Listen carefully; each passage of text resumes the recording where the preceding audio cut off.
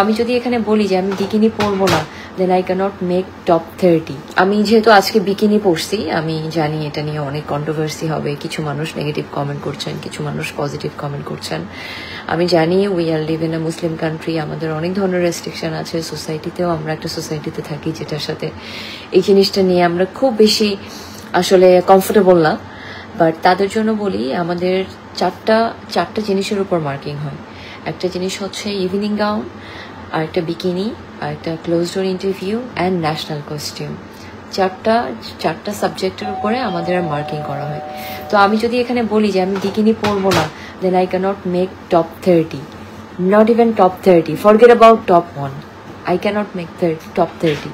So আপনারা বলেন, আমি যদি বিকিনি না পরি এবং আমি যদি বলি না আমি পরবো না, তাহলে ওরা আমাকে কিভাবে জাজ করবে? আর ওরা আমাকে কেন উইনার করবে?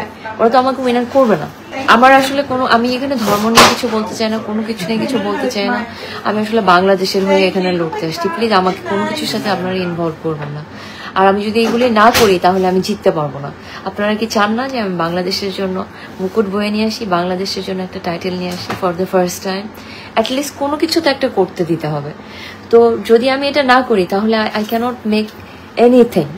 তো প্লিজ আমাকে একটু এটা নিয়ে সাপোর্ট করেন, প্লিজ কোনো নেগেটিভ কমেন্ট করেন না। আর এই মুহূর্তে আমাকে কোনো কিছুর সাথে ইনভলভ করেন না। আমি জানি আপনাদের অনেক কিছুতে অনেক আনকমফোর্টেবল লাগতেছে, বা এটা আমাদের সাথে খুব বেশি আমরা কমফোর্টেবল না জিনিসগুলি নিয়ে, but please don't do this with me right now. তাহলে আসলে হবে না। প্লিজ একটু আপনারা একটু বোঝার চেষ্টা করেন।